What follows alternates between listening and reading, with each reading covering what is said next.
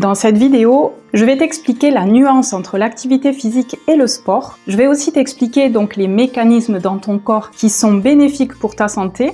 Et je vais aussi t'expliquer les mécanismes dans ta tête, puisque les bénéfices ne sont pas que pour ton corps, mais également pour ton esprit. Et ça, c'est hyper important. Tu verras aussi que l'activité physique, c'est tout à fait à ta portée, puisque je vais te donner aussi quelques exemples qui peuvent faire partie de ton quotidien. Alors si tu pensais que l'activité physique c'était dédié uniquement à ceux qui voulaient perdre du poids, tu vas comprendre maintenant que c'est une grosse erreur. C'est parti!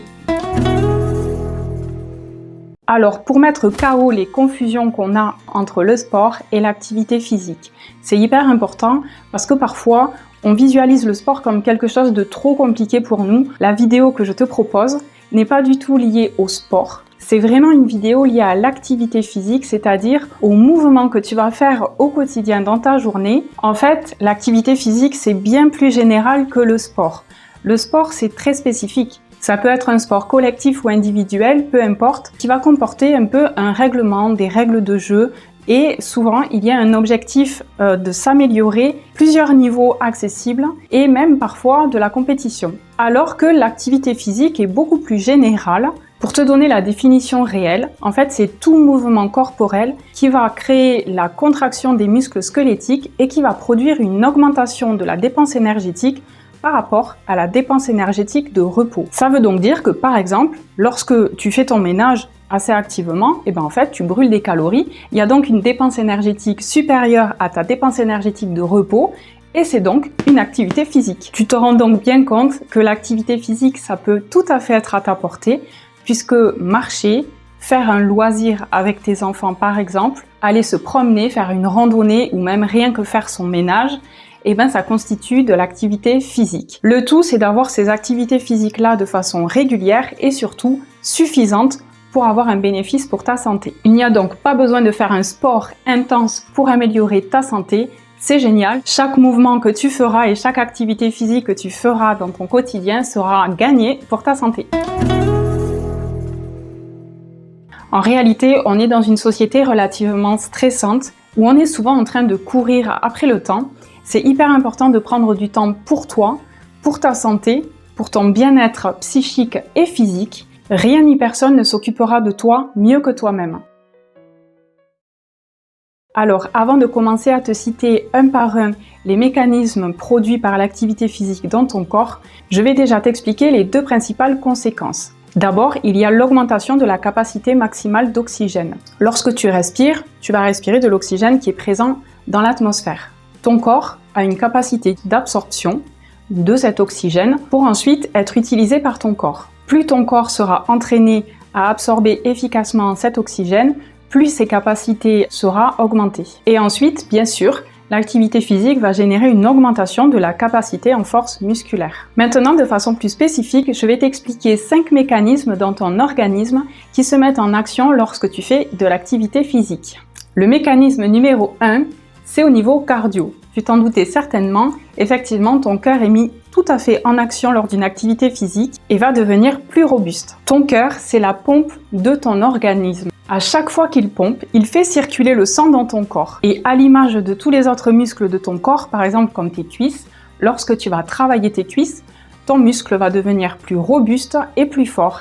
C'est pareil pour ton cœur. Plus le muscle de ton cœur va devenir fort et robuste, plus les contractions qu'il fera seront efficaces. Ce qui va donc engendrer une diminution de la fréquence cardiaque puisqu'il aura besoin de battre moins souvent. Grâce à l'activité physique régulière, ta pompe cardiaque est donc plus robuste, plus efficace et les contractions de meilleure qualité. Un cœur musclé, c'est quand même 20 à 50% de risque en moins de développer une maladie coronarienne. Les coronaires, ce sont les artères qui viennent irriguer le cœur. Ton cœur va pomper toute ta vie pour pouvoir irriguer l'ensemble de ton corps, mais il a également lui-même besoin d'être irrigué. Et ce sont les coronaires qui viennent donc l'irriguer en sang pour pouvoir fonctionner normalement. Le deuxième mécanisme, c'est au niveau de tes muscles. Puisque lorsque tu vas faire de l'activité physique de façon régulière, tu vas travailler tes muscles pour qu'ils puissent au fur et à mesure s'adapter, se modifier pour être plus forts. Il y a tout un tas de mécanismes biologiques engendrés au niveau des muscles.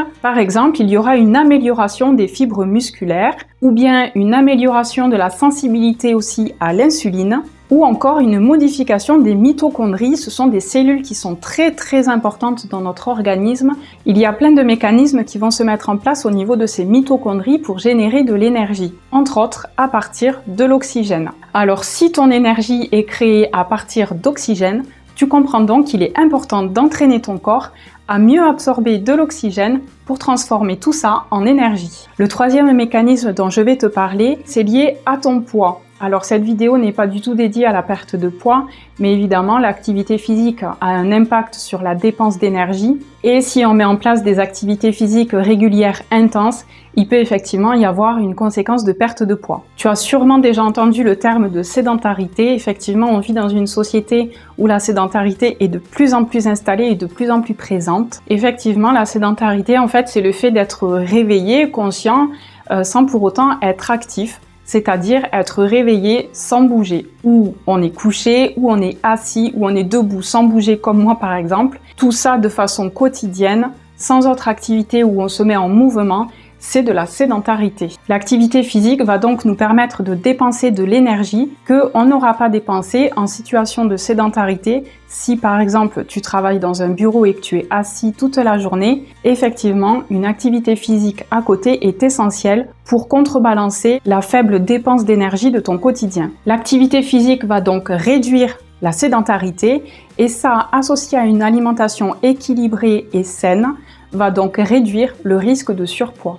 L'utilisation accrue des écrans favorise très nettement la sédentarité. Les chiffres le montrent, plus les écrans sont utilisés, plus l'obésité est présente. Est-ce que tu as déjà ressenti un manque d'énergie sur une journée où tu n'as pas fait grand-chose et où tu es principalement resté assis par exemple? Je suis sûre que la réponse c'est oui. Et en fait, figure-toi que des hormones sont sécrétées lorsqu'on fait de l'activité physique, lorsque notre corps est en mouvement.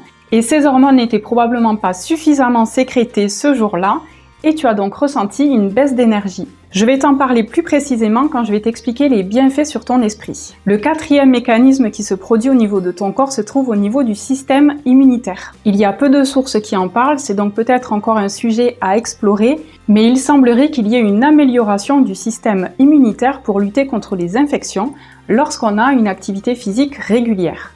Et le cinquième mécanisme produit dans ton corps se trouve au niveau de tes os et articulations. C'est particulièrement le cas pour les activités à impact, par exemple le tennis ou la course à pied. En fait, ces activités-là, ça va renforcer la solidité des os et ça va favoriser leur renouvellement. On va constater que certaines zones vont s'épaissir et se densifier, ce qui va donc aussi favoriser la lutte contre l'ostéoporose. Allez, je vais te parler maintenant des bénéfices de l'activité physique sur ton mental. D'abord, je vais te parler de l'action anti-stress, anti-anxiété. Tu as peut-être déjà entendu parler des hormones du bonheur. C'est la dopamine, l'ocytocine, la sérotonine et les endorphines. Elles sont au nombre de 4, on peut les abréger par l'acronyme DOSE, c'est plus facile à retenir. Et lorsque tu fais une activité physique, 3 d'entre elles sont sécrétées. Tu comprends donc que l'activité physique va donc favoriser la sensation de bonheur, de bien-être. Ça va réduire les sensations de stress, de solitude ou de tristesse. Si tu fais une activité physique, tu vas ressentir les bienfaits et les bénéfices de façon immédiate. Et ça, c'est génial, pas besoin d'attendre pour avoir ta récompense. Ensuite, l'activité physique, ça va favoriser un bon sommeil et un allongement aussi du temps de sommeil. Tu vas pouvoir t'endormir plus facilement. Ton sommeil profond sera augmenté et donc sera plus réparateur et tu auras donc une réduction des sensations de fatigue sur la journée. Attention quand même à ne pas faire une activité physique le soir trop tard au moment du coucher puisque l'activité physique favorise l'éveil et donc ça risque de retarder le temps d'endormissement puisqu'il y a aussi une augmentation de la température corporelle associée à l'activité physique qui va impacter le sommeil. Et le dernier mécanisme dont je voulais te parler, c'est lié à la concentration et à la mémoire. Et oui, il est démontré qu'il y a un impact sur les maladies neurodégénératives, comme par exemple les démences à corps de Lévy ou bien la maladie d'Alzheimer. En faisant de l'activité physique régulière, ça va favoriser l'apprentissage et la mémorisation, puisqu'il va y avoir des meilleures connexions et même des nouvelles connexions au niveau de tes neurones. Avoir une activité physique régulière, ça va donc te permettre de prendre soin de ton corps, mais aussi de ton mental. C'est un moyen de prendre du temps pour toi dans cette société où on est toujours en train de courir après le temps. C'est un moment où tu vas te faire du bien, c'est un rendez-vous avec toi-même. D'ailleurs, je suis sûre que lorsque tu as des rendez-vous, tu les honores toujours, même quand tu n'as pas envie d'y aller. Eh bien, n'oublie pas d'honorer aussi les rendez-vous que tu as avec toi-même. Alors avant tout, je tiens à préciser que si tu es atteint d'une maladie spécifique, chronique ou autre, il est important que tu demandes conseil aux professionnels de santé qui te suivent pour avoir des conseils adaptés à ce qui te convient. En dehors de problèmes de santé majeurs, les 4 activités physiques qui sont les plus conseillées, c'est la natation, le cyclisme, la course à pied ou la marche. Concernant la marche, peut-être que tu as une montre connectée ou bien un téléphone qui compte le nombre de pas que tu fais par jour. Eh bien, ce qui est recommandé, c'est d'en faire 10 000. Et si tu as plus de 65 ans, c'est d'en faire entre 7 000 et 10 000. La fréquence à laquelle il est recommandé de faire de l'activité physique, c'est 4 jours par semaine à 7 jours par semaine. C'est-à-dire que tu peux tout à fait aller marcher un peu tous les jours. Par contre, ce que je te conseille, c'est de te fixer des objectifs qui sont à ta portée. Ne te fixe pas des objectifs qui sont inatteignables ou qui ne concordent pas avec ton rythme de vie. Il vaut mieux que tu te dises que tu vas marcher 15 minutes une fois par semaine et le faire, plutôt que de te dire que tu vas marcher 30 minutes tous les jours et ne jamais le faire. C'est à toi de trouver ton rythme en fonction de tes capacités, de tes envies et de ton rythme de vie. Et si tu n'arrives pas à tenir ton objectif, il te suffit de le réajuster pour qu'il devienne atteignable. Ne pas atteindre un objectif, ce n'est pas un échec, c'est un essai. Et ensuite, demande-toi qu'est-ce que tu aimes comme activité physique, qu'est-ce que tu peux faire dans ton quotidien. Si ton objectif, c'est prendre du temps pour toi, te relaxer, tu peux très bien faire des cours de yoga. Tu peux aussi le faire à la maison, il y a plein de cours en ligne sur YouTube par exemple. Tu peux également faire des étirements, des balades en forêt, des randonnées ou encore aller promener ton chien si tu en as un par exemple, un peu plus souvent et un peu plus longtemps. Si tu as envie d'évacuer des tensions, de dépenser de l'énergie, tu peux peut-être t'inscrire à une activité encadrée, par exemple la danse ou bien un sport de combat, mais il y a aussi plein d'autres possibilités si tu as envie de te dépenser. Il est donc important de choisir ton activité physique en fonction de tes goûts, de tes objectifs et de ton mode de vie. Fais quelque chose qui te plaît et surtout n'oublie pas qu'une activité physique même limitée, en temps ou en intensité, ça sera toujours beaucoup plus bénéfique que rien du tout. Je voulais quand même te donner quelques exemples d'activités physiques tout à fait accessibles dans ton quotidien sans forcément chambouler ton organisation. Je pense que toutes les occasions sont bonnes pour se bouger un peu.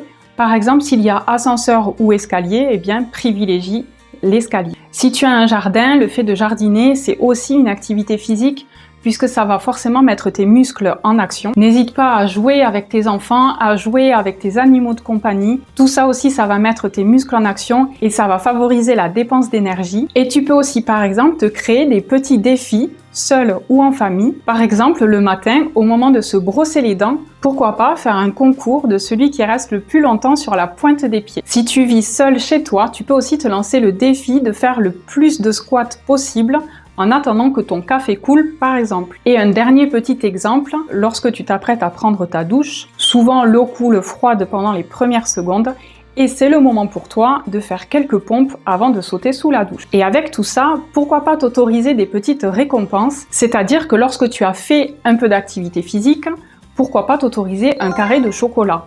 Mais attention, chocolat noir et pas chocolat au lait. Pourquoi pas aussi mettre en place une tirelire et mettre 2 € dedans à chaque fois que tu auras fait une activité physique. Ces petites récompenses-là, ça va favoriser ta satisfaction quand tu auras fait de l'activité physique. Je te rappelle quand même que l'activité physique c'est très important, mais associé à une bonne alimentation saine et équilibrée, c'est 1000 fois mieux. Alors pour conclure cette vidéo, l'activité physique a des bénéfices nets et clairement reconnus pour ta santé. Tous les moments de la journée sont bons pour faire un peu d'activité physique et ça permet de lutter contre la sédentarité qui s'installe dans notre société de façon insidieuse, toujours un peu plus. N'oublie pas d'être toujours dans l'esprit de prendre soin de toi et de ta santé. Personne mieux que toi ne pourra prendre soin de toi. Ne prends pas de risques inutiles pour ta santé et si tu as une maladie spécifique, demande toujours conseil à un professionnel de santé. Sache aussi que même quand tout semble aller bien, il y a aussi des points de vigilance à avoir lorsqu'on fait une activité physique, puisque tu peux avoir des signaux qu'il faut savoir détecter pour pouvoir prévenir un médecin à ce moment-là. C'est un sujet important que je traiterai dans une prochaine vidéo. Et toi, quelle activité physique tu penses mettre en place ou bien quelle activité physique tu as déjà dans ton quotidien? Tu peux me le dire en commentaire, je serai ravie d'y répondre. Abonne-toi pour avoir plus de conseils et surtout n'oublie pas d'activer les notifications par la petite cloche pour être prévenu des prochaines vidéos. En attendant les prochaines vidéos, je te souhaite beaucoup de bonheur et surtout de prendre soin de toi.